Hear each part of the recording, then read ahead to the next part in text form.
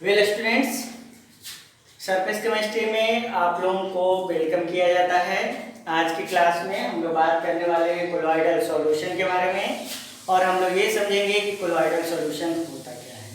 Generally आप देख रहे होंगे यहाँ पे सॉल्यूशन, यानी यह एक सॉल्यूशन है। दैट मीन्स कि सॉल्यूशन को ही हम लोग कोलॉइडल सॉल्यूशन कह सकते हैं, बट डिफरेंस यहाँ पे क्या है कि सॉल्यूशन और कोलॉइडल सॉल्यूशन दोनों अलग अलग चीजें हैं स्टूडेंट। दिखने में एक समान लगेगा आपको, सॉल्यूशन और कोलॉइडल सॉल्यूशन दिखने में एक समान लगेगा। जैसे एग्जांपल के तौर पे हम बोले कि मान लीजिए मिल्क मिलता है आपको, दूध, और साथ में आपको नमक यानी सोडियम क्लोराइड यानी कि सॉल्ट और वाटर का सॉल्यूशन, सॉल्ट वाटर सॉल्यूशन और मिल्क, दोनों में डिफरेंशिएट करने की बात कही जाएगी आपसे कि बताइए कि दोनों में क्या डिफरेंस है, किसको सॉल्यूशन कहेंगे और किसको सॉल्यूशन नहीं कहेंगे।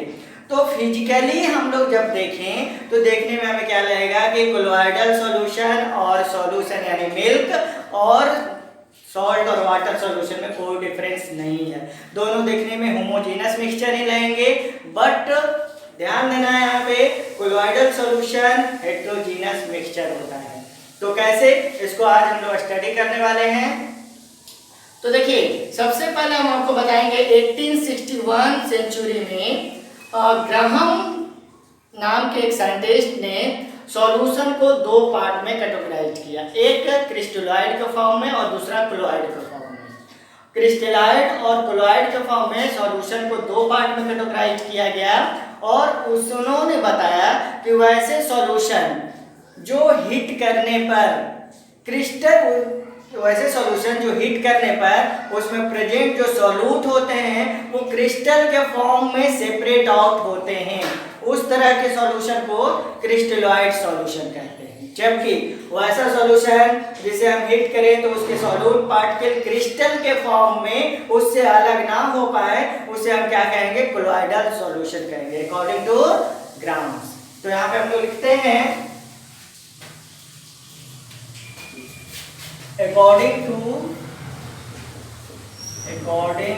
to Thom's grams in 1861 solution are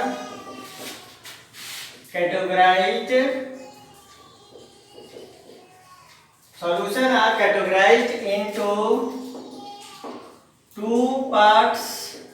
कौन कौन सा स्टूडेंट, तो यहाँ पे लिख दीजिए सॉल्यूशन, और इस सॉल्यूशन को दो पार्ट में कैटेगराइज कर दीजिए। कौन कौन सा, पहला हो जाएगा स्टूडेंट आपका crystalloid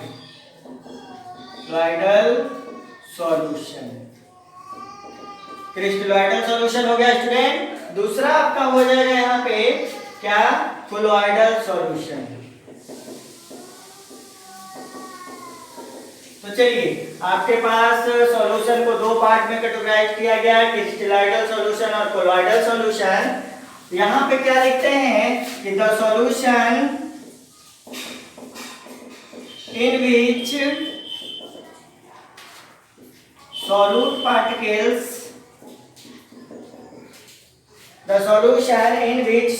particles separate out as crystals by heating are called crystalloids।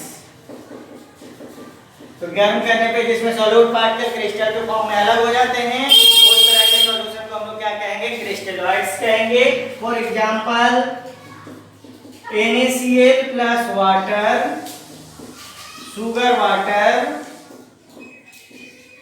और क्या आप लिख सकते हैं NaCl plus water, sugar water, CuSO4 plus water etcetera, ये सारे क्या है, क्रिस्टलॉइडल सॉल्यूशन है। आपका भी ध्यान दीजिएगा, नमक को पानी में घोल के उसको जब आप बहुत ज्यादा हीट कीजिएगा तो वाटर क्या हो जाएगा, वेपोराइज हो जाएगा, और वेपोराइज होके नमक जो है वो आपको क्रिस्टल के फॉर्म में मिल जाएगा। तो इस तरह के सॉल्यूशन को हम लोग क्या कहेंगे, क्रिस्टलॉइडल सॉल्यूशन कहेंगे।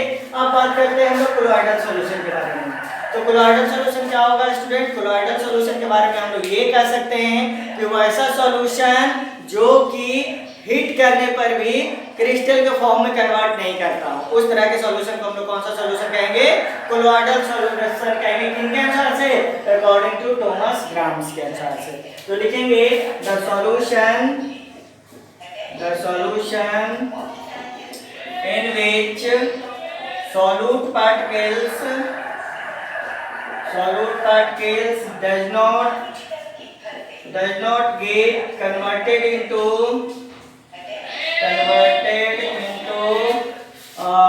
क्या लिखेंगे? converted into crystals by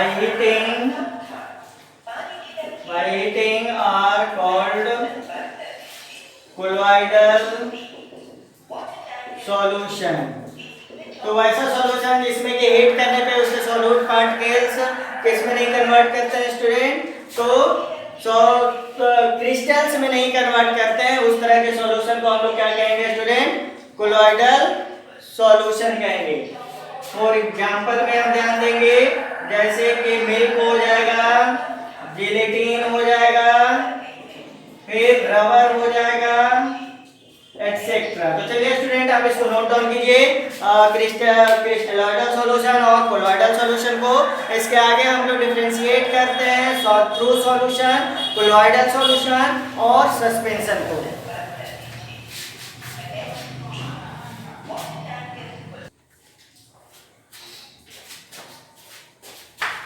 चलिए स्टूडेंट सबसे पहले हम लोग बात कर लेते हैं किसके बारे में? तो ट्रू सॉल्यूशन के बारे में, कि ट्रू सॉल्यूशन होता क्या है।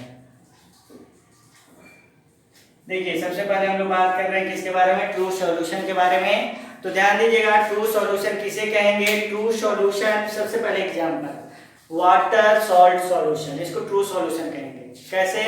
तो सबसे पहली बात तो ये होमोजेनस मिक्सचर है। होमोजेनस मिक्सचर का मतलब क्या? कि पूरे के पूरे सॉल्यूशन में सॉल्यूट और सॉल्वेंट के पार्टिकल एक समान रूप से होमोजेनियसली मिक्स्ड रहते हैं, इसलिए इसको हम लोग ट्रू सॉल्यूशन कहेंगे। दूसरी बात हम लोग ये कह सकते हैं कि ट्रू सॉल्यूशन को अगर आप कुछ देर बिना डिस्टर्ब किए हुए छोड़ दें तो इसके सॉल्यूट और सॉल्वेंट के पार्टिकल एक दूसरे से अलग नहीं होते हैं। तीसरी बात हम लोग ये कह सकते हैं कि ट्रू सॉल्यूशन में प्रेजेंट जो सॉल्यूट के पार्टिकल्स होते हैं उनका साइज 10⁻⁷ सेंटीमीटर से छोटा होता है, यानी कि 1 नैनोमीटर से साइज छोटा होगा सॉल्यूट पार्टिकल्स के। वैसे सॉल्यूशन को हम लोग क्या कहेंगे? ट्रू सॉल्यूशन कहेंगे। चलिए यहाँ डिफाइन करते हैं the solution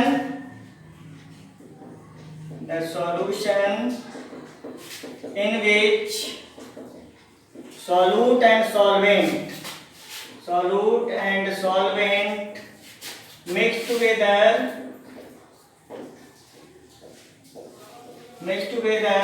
homogeneously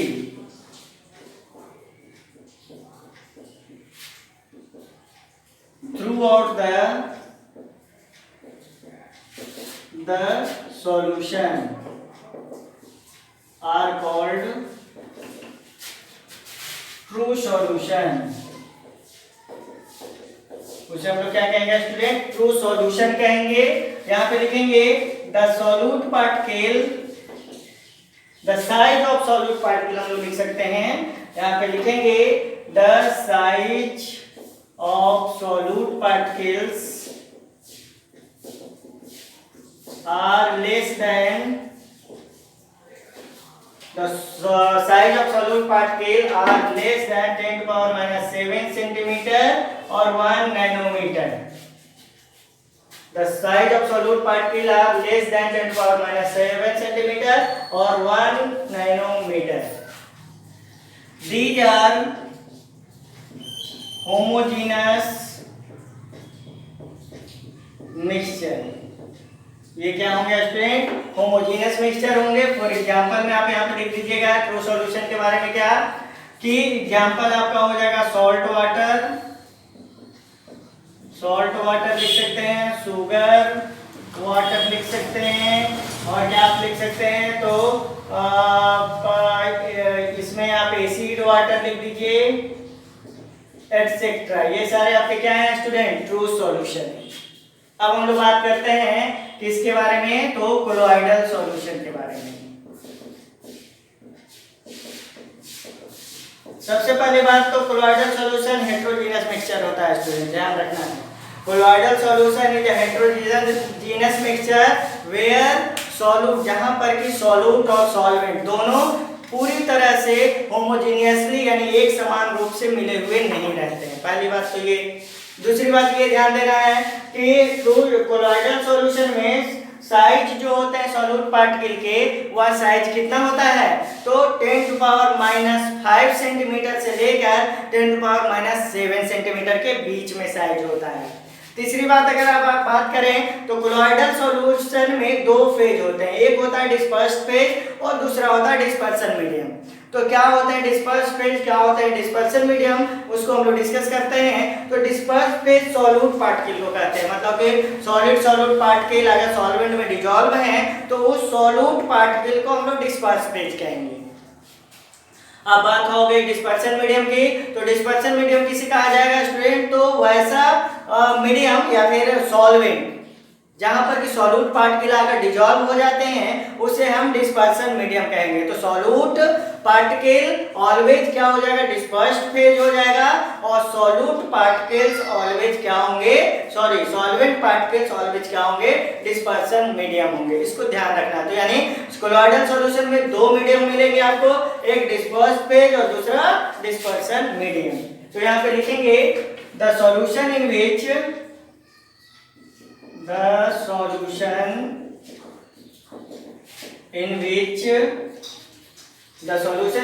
solute and solvent mixed together heterogeneously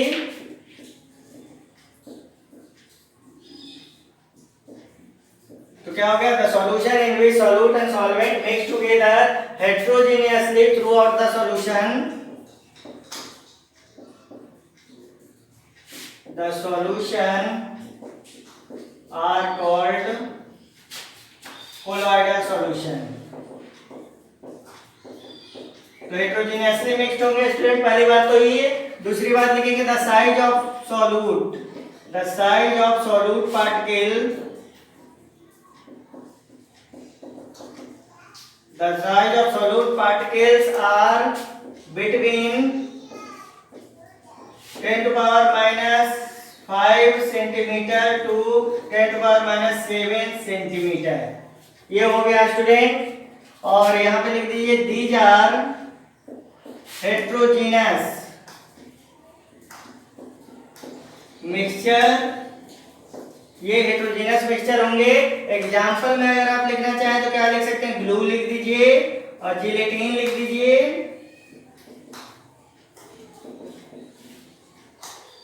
फिर आप क्या लिख सकते हैं, रबर लिख दीजिए, और क्या लिख सकते हैं आप, तो मिल्क लिख दीजिए, etcetera. That is basic difference between true solution and colloidal solution. तो ये तो हो गया ट्रू सॉल्यूशन और कोलॉइडल सॉल्यूशन की बातें। अब हम लोग बात कर लेते हैं सस्पेंशन के बारे में, और उसके बाद हम लोग डिस्पर्स फेज और डिस्पर्सन मीडियम के बारे में बात करेंगे।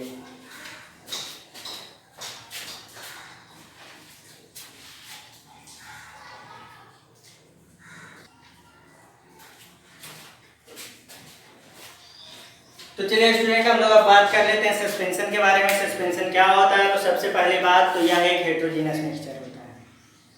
तो आप सोच रहे होंगे कि कोलॉइडल सॉल्यूशन भी तो हेटेरोजेनस मिक्सचर होता है, लेकिन दोनों में डिफरेंस होता है। क्या कि इसमें सॉल्यूट के पार्टिकल्स काफी बड़े होते हैं, जिसे हम लोग नेक्ड आई से भी देख सकते हैं।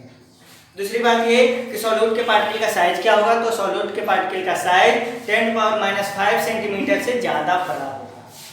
और अगर बात करें तो अगर आप फिल्टर पेपर से उसे फिल्टर करने की कोशिश करें तो सॉल्यूट के पार्टिकल जो होंगे वो फिल्टर पेपर से सेपरेट आउट हो जाते हैं। जैसे फॉर एग्जांपल अगर आप बात करें सॉइल एंड वाटर सॉल्यूशन की, आप सॉइल को वाटर में डालिए, उसको डिसॉल्व कर दीजिए, आपको लगेगा कि पूरी तरह से घुल गया है। परंतु आप जब उसको फिल्टर पेपर से फिल्टर करने की कोशिश करेंगे तो क्या आप देखते हैं कि सस्पेंडेड सॉइल के पार्टिकल्स जो हैं वो फिल्टर पेपर से सेपरेट आउट हो गए। दूसरी बात ये कि अगर इस सस्पेंशन को हम लोग कुछ देर अनडिस्टर्ब्ड छोड़ दें, बिना डिस्टर्ब किए हुए छोड़ दें, तो यहाँ 2 सेपरेट लेयर का फॉर्मेशन होता है।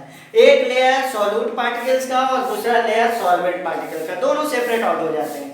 अगर सॉइल और वाटर के सॉल्यूशन की बात करें तो सॉइल कंटेनर के बॉटम पे डिपॉजिट हो जाता है और वाटर उसके ऊपर एक सेपरेट लेयर बना देता है। तो इस तरह से इसे हम क्या कहेंगे, सस्पेंशन कहेंगे, जो पूरी तरह से हेट्रोजीनस मिक्सचर होता है। तो लिखेंगे it is a heterogeneous mixture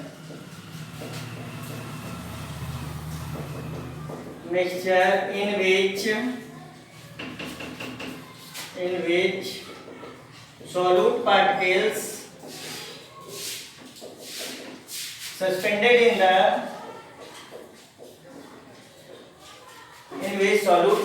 suspended in the solvent। तो क्या हो गया, it is a heterogeneous mixture in which solute particles suspended in the solvent। और यहाँ पे नेक्स्ट पॉइंट में लिखेंगे the size of solute particles are greater than 10 to the power minus 5 centimeter, which can seen by naked eye। मतलब हम लोग खुली आंखों से सस्पेंशन के पार्टिकल्स को देख सकते हैं। सस्पेंशन का पार्टिकल कितना हो गया, 10 to the power minus 5 centimetre. और यहाँ पे if suspension will undisturbed for some time, then two layer of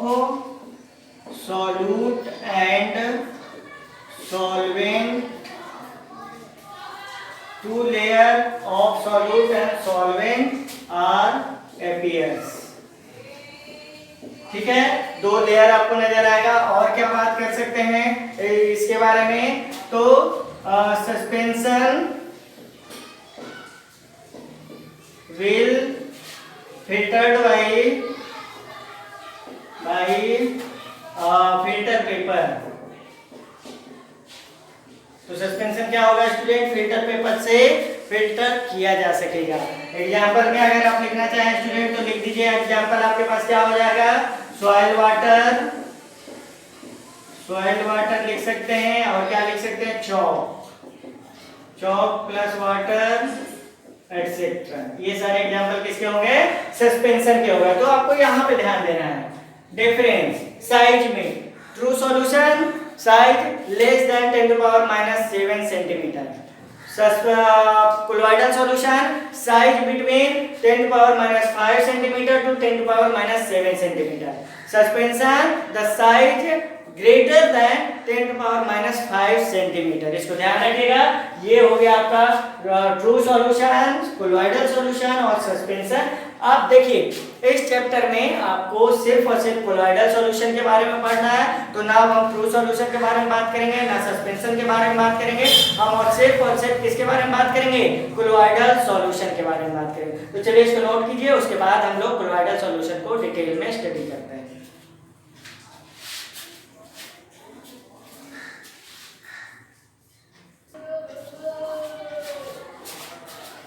तो चलिए स्टूडेंट हम लोग बात कर लेते हैं कोलॉइडल सॉल्यूशन के बारे में। कोलॉइडल सॉल्यूशन होता क्या है, तो देखिए जनरली कोलॉइडल सॉल्यूशन में दो फेज होते हैं। यहाँ पे लिखेंगे it has mainly two phase. यहाँ पे मेनली दो फेज होते हैं। कौन कौन सा, ध्यान दीजिएगा। तो यहाँ पे लिख दीजिए कोलॉइडल सॉल्यूशन, और कोलॉइडल सॉल्यूशन को दो फेज में डिवाइड कर दीजिए।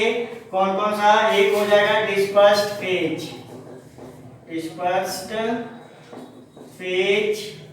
और दूसरा हो जाएगा आपके पास डिस्पर्सन मीडियम।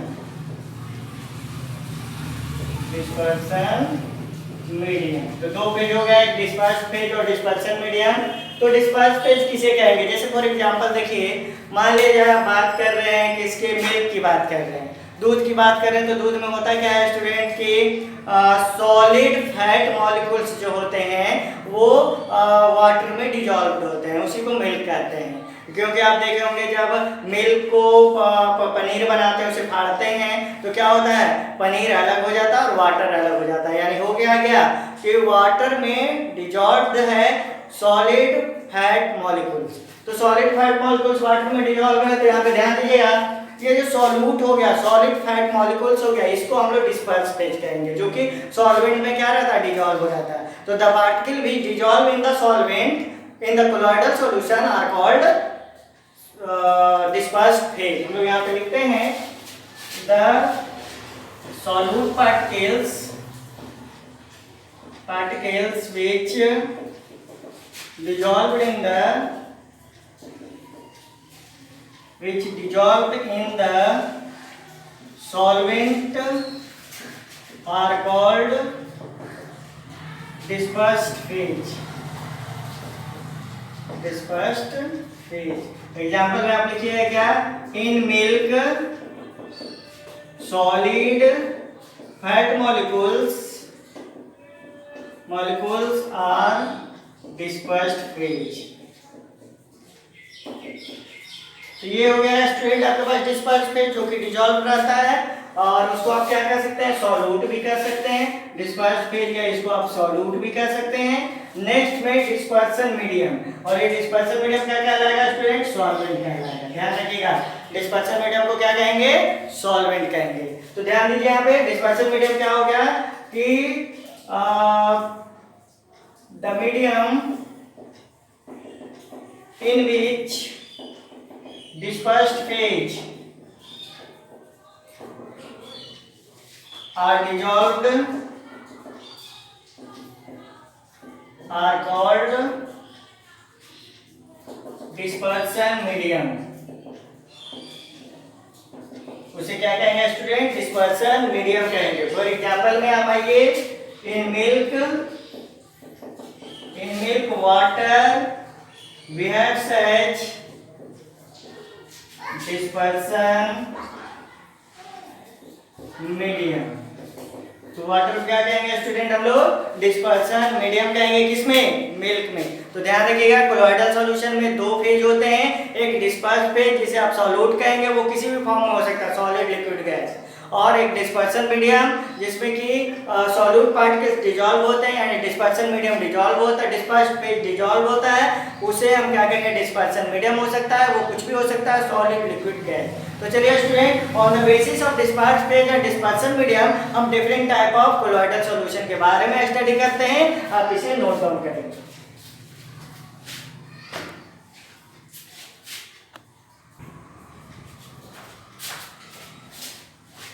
तो चलिए स्टूडेंट, अब हम लोग कोलॉइडल सॉल्यूशन को क्लासिफाई करते हैं, यानी क्लासिफाइड करते हैं on the basis of their dispersed phase and dispersion medium.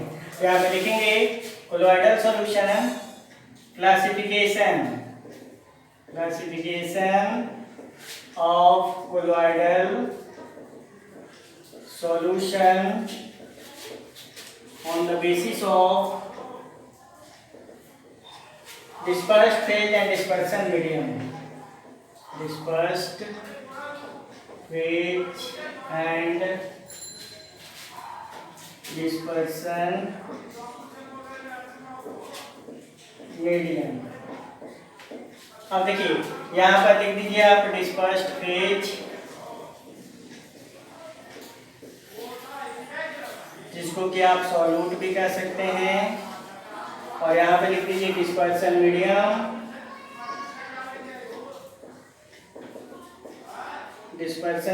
जिसको कहते हैं सॉल्वेंट, और यहाँ पर लिख दीजिए आप एग्जाम्पल। तो चलिए स्टूडेंट स्टार्ट करते हैं हम लोग, डिस्पर्स फेज, डिस्पर्सन मीडियम और एग्जाम्पल। तो देखिए सबसे पहले हम डिस्पर्स्ड फेज के रूप में क्या ले सकते हैं कि आप ऐसा कीजिए, डिस्पर्सन मीडियम के रूप में आप लिक्विड ले लीजिए, या डिस्पर्सन मीडियम के रूप में आप गैस ले लीजिए। ठीक है, गैस आप सॉल्वेंट ले रहे हैं और उसमें सबसे पहला ले लीजिए क्या, सॉलिड। तो सॉलिड डिस्पर्स्ड इन गैस मतलब कि सॉलिड गैस में घुला होना चाहिए। ऐसा कोई एग्जांपल है आपके पास तो बताइए, सॉलिड गैस में घुला हुआ।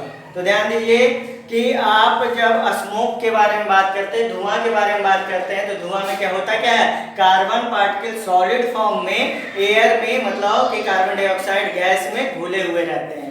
उसी को हम लोग क्या कहते हैं, आप स्मोक कह सकते हैं। तो एग्जाम्पल में क्या हो गया स्टूडेंट, स्मोक। चलिए पहला एग्जाम्पल मिल गया। दूसरा आप लिख दीजिए यहाँ पे गैस ही लिखिए और गैस में सॉलिड के बाद liquid. Liquid dissolve in gas, gas में लिक्विड का डिजॉल्व होना। तो एग्जांपल क्लाउड ले लीजिए, बादल। क्लाउड में होता क्या है स्टूडेंट, वाटर पार्टिकल्स डिजॉल्व रहते हैं गैस में। और आप क्या ले सकते हैं, मिस्ट ले सकते हैं। मिस्ट मतलब कोहरा कुहासा, फॉग ले सकते हैं, जिसमें क्या होता है वाटर पार्टिकल्स जो होते हैं वो वाटर पार्टिकल्स गैस में डिजॉल्व रहते हैं। तो आप क्या लिख सकते हैं एग्जांपल में, फॉग लिख सकते हैं, मिस्ट लिख सकते हैं और आप क्या लिख सकते हैं, क्लाउड लिख सकते हैं। तो ये तो हो गया लिक्विड गैस। अब देखिए गैस में अगर हम लें या आप यहाँ पे डिस्पर्सन मीडियम गैस और डिस्पर्स्ड फेज में भी अगर गैस लें तो वो जो सॉल्यूशन बनेगा वो ट्रू सॉल्यूशन बन जाता है। जैसे एयर हमारा कोलॉइडल सॉल्यूशन नहीं है। एयर में बहुत सारे गैस एक दूसरे से मिले हुए होते हैं। एयर में नाइट्रोजन गैस डिस्पर्सन मीडियम की तरह कार्य करता है और दूसरे गैस जो है डिस्पर्स फेज की तरह कार्य करते हैं। तो ये जो गैस में गैस का मिक्सचर है ये ट्रू सॉल्यूशन हो जाता है, इसलिए इसको हम लोग कोलॉइडल सॉल्यूशन में नहीं रखते हैं। तो ये तो हो गई गैस के बीच में डिस्पर्सन मीडियम। और गैस के बाद लिक्विड ले लीजिए, लिक्विड डिस्पर्सन मीडियम। और तीसरा में आप यहाँ पे सॉलिड ले लीजिए, solid dissolve in liquid. Next में बात कर रहे हैं, तो सॉलिड डिजॉल्व इन लिक्विड के बारे में अगर बात करें तो आप मार्केट में देखे होंगे जेम जेली। इसमें क्या होता है कि लिक्विड में सॉलिड डिजॉल्व होता है। इस तरह के कोलॉइडल सॉल्यूशन को हम लोग क्या कहेंगे कि डिस्पर्सन मीडियम लिक्विड होगा, लिक्विड में सॉलिड को घुला होना क्या हो जाएगा, जेम हो सकता है, जेली हो जाएगा, एटसेट्रा। इन सबों को क्या कहते हैं हम लोग, सॉलिड डिजॉल्व इन लिक्विड। अब देखिए चौथा कंडीशन में आप आइए कि लिक्विड में लिक्विड का डिजॉल्व, लिक्विड में लिक्विड। सोचिए लिक्विड क्या सॉल्यूशन आपका बन सकता है कोलॉइडल सॉल्यूशन में, लिक्विड में लिक्विड का डिजॉल्व होना। तो लिक्विड में लिक्विड का डिजॉल्व होने के बारे में अगर हम लोग बात करें तो लिक्विड में लिक्विड की अगर बात करें तो आपका इमल्सन हो सकता है। इमल्सन के रूप में आप क्या देख सकते हैं, जैसे मिल्क क्या है आपका लिक्विड में लिक्विड का मतलब वाइट ड्रॉपलेट्स जो है वो लिक्विड के फॉर्म में किस में डिजॉल्व होते हैं, तो वाटर में डिजॉल्व होते हैं। तो इस तरह से आपका लिक्विड क्या हो जाएगा, इमल्सन। और उसमें लिख दीजिएगा आपको क्या, मिल्क। अब देखिए फिफ्थ में हम आएंगे लिक्विड में गैस, लिक्विड में गैस। तो देखिए लिक्विड में गैस जब आप फोम की बात करते हैं मतलब झाग की, क्या आप क्या करते हैं कि वो सर्फ को डिटर्जेंट को वाटर में डिजॉल्व करते हैं और जब एजिटेट करते हैं हिलाते हैं उसको तो क्या होता है, फोम बनता है। वो फोम क्या है, तो गैस लिक्विड में डिजॉल्व है तो क्या हो जाएगा, फोम लिख सकते हैं आप। और क्या लिख सकते हैं स्टूडेंट, तो आप कोल्ड ड्रिंक्स लिख सकते हैं जिसमें कार्बन डाइऑक्साइड गैस जो है वो सॉल्यूशन में डिजॉल्व रहता है। तो आप क्या लिख सकते हैं, फोम लिख सकते हैं, कोल्ड ड्रिंक्स लिख सकते हैं। तो ये हो गया आपके क्या, गैस डिजॉल्विंग लिक्विड। तो ये लिक्विड के भाग हो गया। अब हम लोग सिक्स्थ में क्या करते हैं स्टूडेंट, हम लोग सॉलिड ले लेते हैं और सॉलिड में सबसे पहले गैस को डिजॉल्व करते हैं। सॉलिड में गैस का डिजॉल्व होना, प्यूमिक स्टोन्स होते हैं, आप लोग देखे होंगे मार्केट में प्यूमिक स्टोन्स मिलते हैं जो अंगूठी में लगाए जाते हैं। उसमें गैस जो होता है वो किस में डिजॉल्व होता है, सॉलिड में। तो आप यहाँ पे प्यूमिक स्टोन लिख सकते हैं। और क्या लिख सकते हैं, hydrogen gas on H2 gas on palladium surface. Palladium के सरफेस पे हाइड्रोजन गैस जो एडजॉर्ब हो जाता है वो अभी क्या है आपका कोलॉइडल सॉल्यूशन है सॉलिड के ऊपर गैस का। नेक्स्ट में 7 में आ जाइए स्टूडेंट, आपके पास क्या है, सॉलिड। और सॉलिड में आप क्या लीजिए, गैस के साथ लिक्विड। सॉलिड में लिक्विड क्या हो सकता है, सोचिए।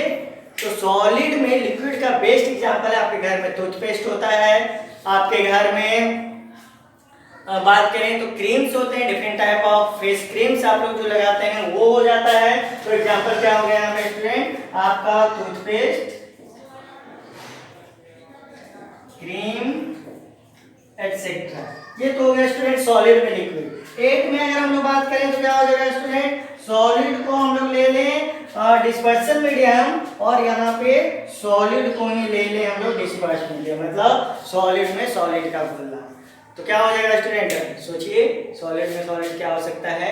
तो सॉलिड में सॉलिड का बेस्ट एग्जांपल है आपका alloys, different type of alloys like stainless steel, brass, bronze मतलब पीतल, कांसा, और ये क्या कहते हैं उसको कि जैसे स्टेनलेस स्टील, ये सारे क्या है, सॉलिड में सॉलिड के कोलॉइडल सॉल्यूशन है। तो एग्जांपल में लिख दीजिए एलॉयज, और एलॉयज में आप लिख सकते हैं ब्रास, ब्रोंज एटसेट्रा।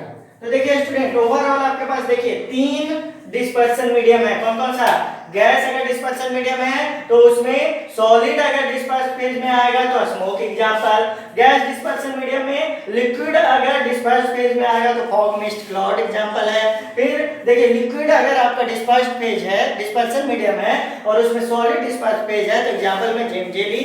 अगर लिक्विड आपका डिस्पर्सन मीडियम है, डिस्पर्स फेज में लिक्विड, तो आपका क्या आ जाएगा, मिल्क इमल्सन। और अगर बात करें लिक्विड में गैस डिस्पर्स फेज के रूप में अगर है तो फोम है, कोल्ड ड्रिंक्स है एटसेट्रा। अब अगर सॉलिड डिस्पर्सन मीडियम है उसमें गैस डिसॉल्व करते हैं तो फ्यूमिक स्टोन्स है, हाइड्रोजन गैस और पैलेडियम या पैलेडियम सरफेस है। नेक्स्ट में डिस्पर्सन मीडियम में अगर हम लोग सॉलिड लेते हैं और उसमें लिक्विड को डिसॉल्व करते हैं तो सॉलिड में लिक्विड का बेस्ट एग्जांपल है टूथपेस्ट है, क्रीम्स है एटसेट्रा। अगर आप बात करें सॉलिड में सॉलिड का तो सारे एल्डिहाइड। तो ये तो हो गया according to the disperse phase and dispersion medium हम लोग 8 कोलॉइडल सॉल्यूशन के बारे में डिस्कस किए। तो स्टूडेंट इसको आप लोग नोट डाउन करेंगे और इसके बाद नेक्स्ट क्लास में हम लोग बात करने वाले हैं different 2 type of colloidal solution on the basis of their nature. उसके नेचर के आधार पे 2 तरह के कोलॉइडल सॉल्यूशन के बारे में बात करेंगे। एक कोलॉइडल सॉल्यूशन हमारा होगा लायोफोबिक कोलॉइडल सॉल्यूशन, दूसरा होगा लायोफिलिक कोलॉइडल सॉल्यूशन। फिर प्रिपरेशन ऑफ कोलॉइडल सॉल्यूशन की कोलॉइडल सॉल्यूशन हम लोग कैसे बना सकते हैं उसके बारे में बात करेंगे। तो चलिए स्टूडेंट आज तक इतना ही। आपने इतने सब्र के साथ इस वीडियो को देखा उसके लिए बहुत बहुत थैंक्स एंड धन्यवाद आपको। Okay students.